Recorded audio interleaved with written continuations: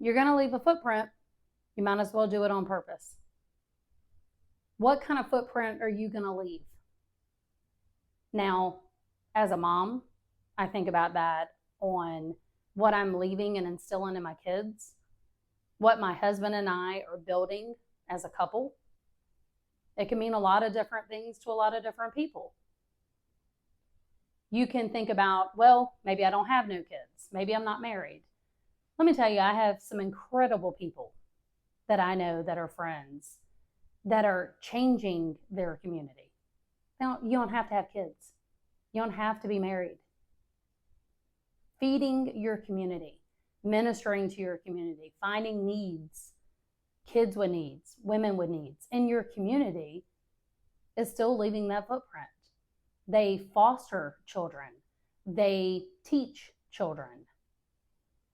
We can reach and do so much in our community, no matter what our marital status is or if we have kids or not.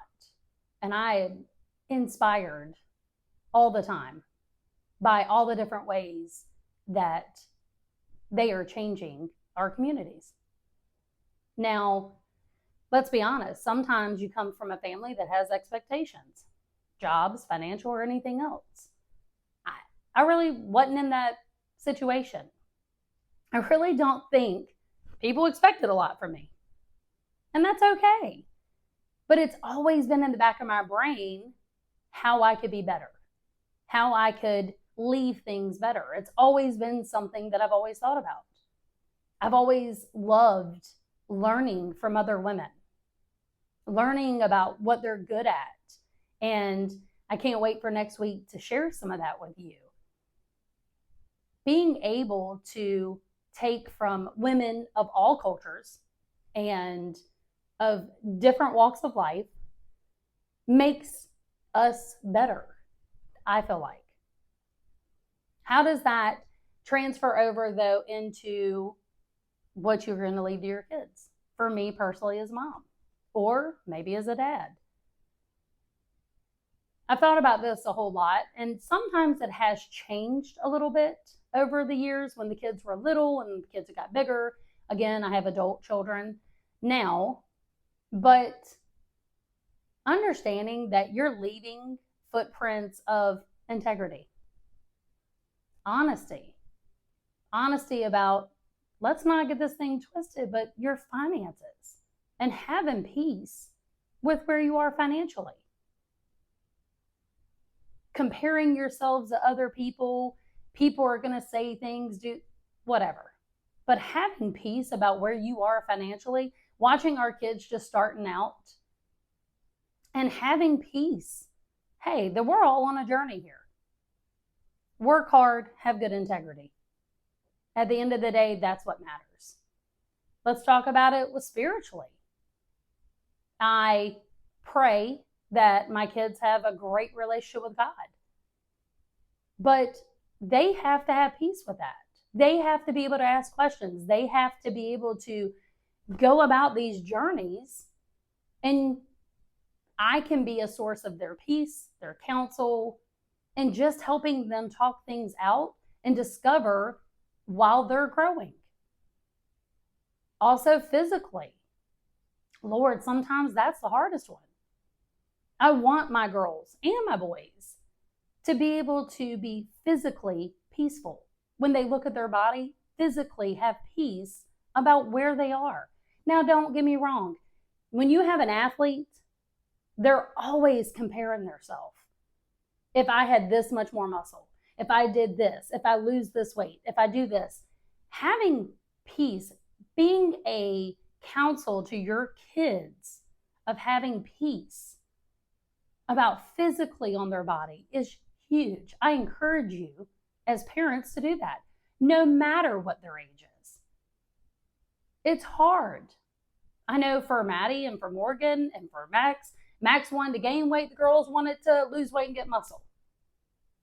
But you have got to love yourself and love your body, no matter where you're at, and try to have some peace with that. You, as a parent, can be helpful to that.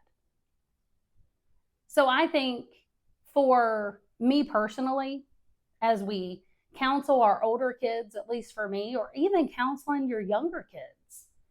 None of this is going to even happen unless you start having some integrity and some truth and some real talks with your kids and with yourself. Let's be honest. If you can't get your own self under wrap, if I don't have peace with who I am and try to have some peace over my finances, my spirituality, my body, the kids are always going to know you're faking it. So being able to, again, whether you're single, you're married, you have kids or not, just having peace with the footprint of who you are and the footprint that you're leaving, that's huge. It's important. It's important that we all understand that we're different and that every footprint is important. Everybody has something to bring to the table. Everybody has something to leave behind. You're important. It's important. Because a lot of times, especially being a stay-at-home mom, I didn't feel like it was. It is. Now watching my grown kids want to talk with me, wanting to be in a relationship with me, that's huge. So I encourage you, let's take a good hard look. I love the Mother's Day vibe. I know for some it is hard because we've lost some mothers. Then honor them. You can honor your mother. And hey, I had a rocky relationship with my dad, but you can still honor them by understanding what you didn't have and where you want to go with it. That has always been, I feel like, what has always set me different and what always keeps me going. It doesn't matter where you came from. Where are you going? What are you leaving behind? Nobody can stop you from doing that.